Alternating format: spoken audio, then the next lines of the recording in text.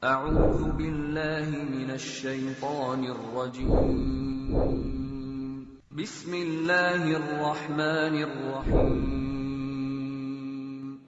بسم الله الرحمن الرحيم. Assalamualaikum warahmatullahi wabarakatuh. Innal hamdalillah nahmaduhu wa nasta'inuhu wa nastaghfiruh wa na'udzu billahi min shururi anfusina wa min sayyiati a'malina. Man yahdihillahu fala mudilla lahu wa man yudlil fala hadiya lahu. Asyhadu an la ilaha illallah wahdahu la syarika lahu wa asyhadu anna Muhammadan 'abduhu wa rasuluh la nabiyya wa rasula ba'da. Kaum muslimin yang dimuliakan oleh Allah Subhanahu wa taala, senantiasa kita bersyukur pada Allah Subhanahu wa taala yang mana kita masih diberikan oleh Allah Subhanahu wa taala berupa kenikmatan yang besar, kenikmatan kesempatan, kenikmatan waktu luang, dan kenikmatan kesehatan. Dan kenikmatan yang paling besar yang diberikan oleh Allah Subhanahu wa taala yaitu berupa kenikmatan keimanan dan kenikmatan keislaman. Tidak lupa kita bersalawat kepada Nabi Muhammad SAW atas perjuangan beliau, tugas beliau membawa risalah Islam, yang mana sampai saat ini, detik ini kita masih merasakan kenikmatan Islam di dalam hati kita. Kaum muslimin yang dimuliakan oleh Allah Subhanahu wa taala, Allah Subhanahu wa taala berfirman, "Inna sam'a wal basara wal fuada kullu ulaika kana anhu mas'ula." Sesungguhnya pendengaran kita, penglihatan kita, dan jiwa-jiwa atau hati-hati kita, kullu ulaika kana anhu mas'ula. Pada setiap itu pasti nanti akan dimintai pertanggungjawaban oleh Allah Subhanahu wa taala. Surat Al-Isra ayat 36. Sabda Nabi Muhammad SAW yang mana beliau bersabda, di dalam tubuh manusia terdapat segumpal daging. Apabila segumpal daging tersebut baik, maka seluruh anggota badan dan amalan-amalannya menjadi baik. Dan apabila segumpal darah di dalam manusia tersebut buruk, maka seluruh anggota badan dan amalan-amalannya menjadi buruk. Kaum muslimin yang dimuliakan oleh Allah Subhanahu wa taala, segumpal darah atau daging di sini yang dimaksud adalah hati, nafs atau jiwa atau roh yang terdapat pada setiap insan. Yang mana ketika Allah Subhanahu wa taala memberikan kenikmatan hati yang masih bisa memahami ayat-ayat Allah Subhanahu wa taala atau masih mengimani Allah Subhanahu wa taala, masih mengimani Nabi Muhammad sebagai Rasulullah sallallahu alaihi wasallam atau utusan Allah Subhanahu wa taala, maka selayaknya bagi seorang muslim menjaga, memperhatikan hal-hal yang bisa memberikan makanan atau nutrisi bagi hati. Karena hati di sini adalah ibarat raja yang mana ia akan menyuruh anggota badan kita, menyuruh tangan-tangan kita, menyuruh mata-mata kita, menyuruh mulut-mulut kita untuk bekerja sebagaimana apa yang bisa ia kerjakan. Ketika hati ini mengalami atau mengidap penyakit, maka selayaknya kita harus segera mungkin membersihkan penyakit itu yang berada di dalam hati kita. Karena setiap muslim menjadi urgen untuk memperfikirkan atau memperhatikan nutrisi-nutrisi bagi hati. Karena nutrisi bagi hati ibarat makanan dan minuman untuk tubuh kita atau jasad kita yang zahir ini.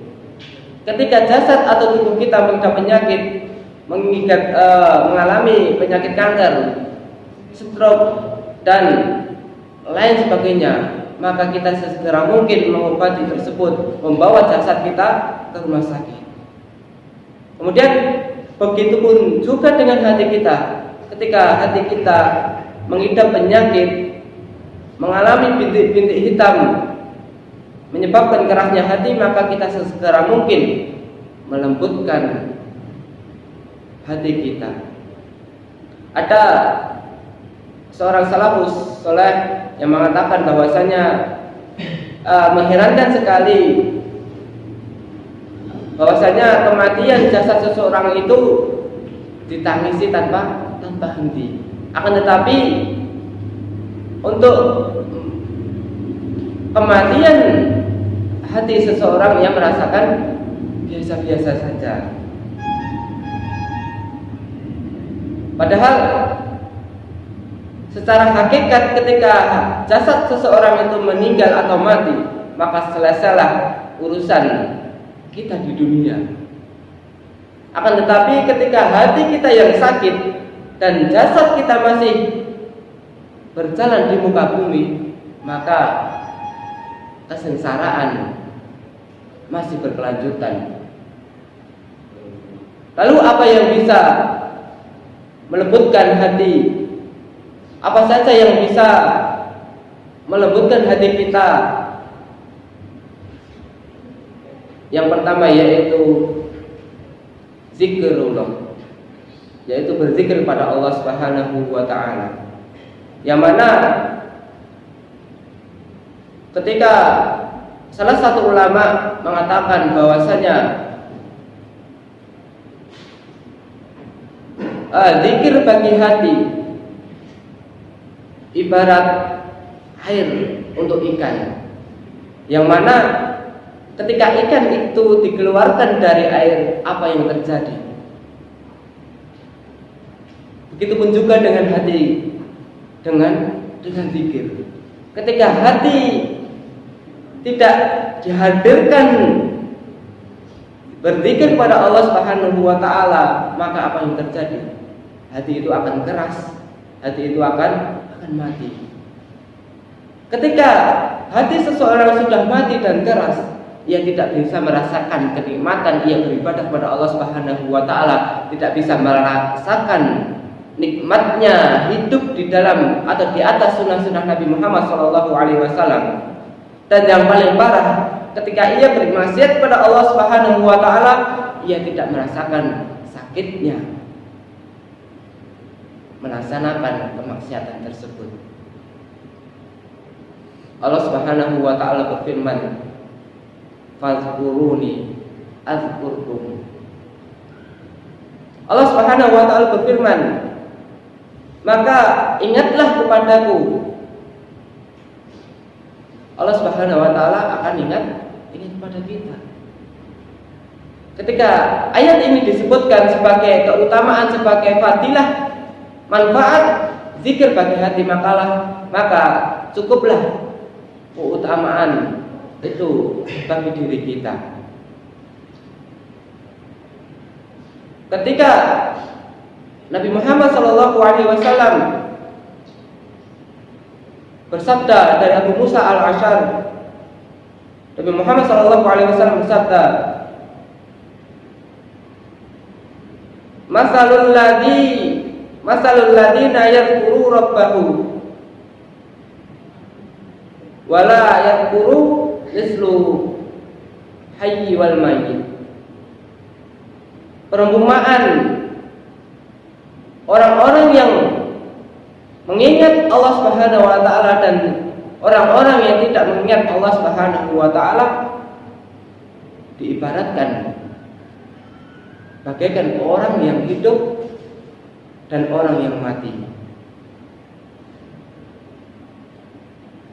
Di dalam kitab Bidayah wa Nihayah yang dikarang oleh Ibnu Katsir, yang mana dikisahkan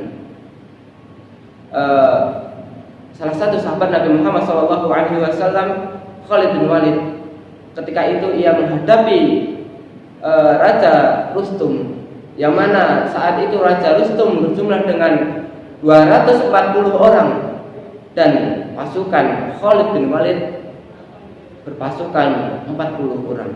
Pada saat itu pasukan Khalid bin Walid sudah berada di tengah-tengah pasukan Raja Rustum yang ia siap menyerang, ia siap membunuh kanan kiri, depan belakang pasukan Khalid bin Walid. 1 banding 6 pasukan Rustum. Dan ketika itu, saat itu Khalid bin Walid berpikir atau teringat dengan sabda Nabi Muhammad SAW yang tadi, yang diriwayatkan dari Abu Musa al-Asy'ari, yaitu perlombaan bagi orang-orang yang mengingat Allah Subhanahu wa taala dan orang-orang yang tidak mengingat Allah Subhanahu wa taala ibarat orang yang hidup dan orang yang mati. Kaum muslimin yang dimuliakan oleh Allah Subhanahu wa taala, maka salah satu nutrisi, salah satu makanan yang paling penting bagi hati kita adalah berzikir kepada Allah Subhanahu wa taala. Kaum muslimin yang dimuliakan oleh Allah Subhanahu wa taala, satu hal yang harus kita mengerti dan harus yang kita pahami, zikir yang paling baik adalah membaca Al-Quran. Zikir yang paling afdal, zikir yang paling utama yaitu membaca Al-Quran. Karena Allah Subhanahu wa taala berfirman, "Ya ayyuhan nas, qad ja'atkum mau'idatun mir rabbikum wa shifaa'un lima fis sudur." Wahai manusia sekalian, telah datang kepada kalian dari Rabb kalian mau'idatun, pelajaran-pelajaran, wa shifaa'un lima fis sudur, obat penawar bagi hal-hal yang bisa menyakiti di dalam dada kita, yaitu hati kita. Kaum muslimin yang dimuliakan oleh Allah Subhanahu wa taala, mungkin hanya ini yang kami sebutkan. Satu yang paling penting, makanan nutrisi yang bisa melembutkan dan menghidupkan hati kita, yaitu berzikir kepada Allah Subhanahu wa taala. Allahumma shalli wa sallim ala nabiyyina Muhammad. Wassalamualaikum warahmatullahi wabarakatuh.